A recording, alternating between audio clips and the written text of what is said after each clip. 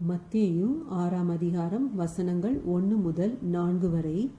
மனுஷர் காண வேண்டும் என்று அவர்களுக்கு முன்பாக உங்கள் தர்மத்தை செய்யாதபடிக்கு எச்சரிக்கையாயிருங்கள். செய்தால் பரலோகத்தில் இருக்கிற உங்கள் பிதாவினிடத்தில் உங்களுக்கு பலனில்லை.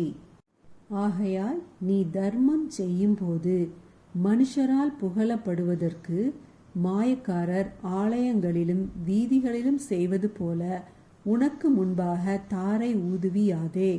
அவர்கள் தங்கள் பலனை அடைந்து தீர்ந்ததென்று மெய்யாகவே உங்களுக்கு சொல்லுகிறேன்.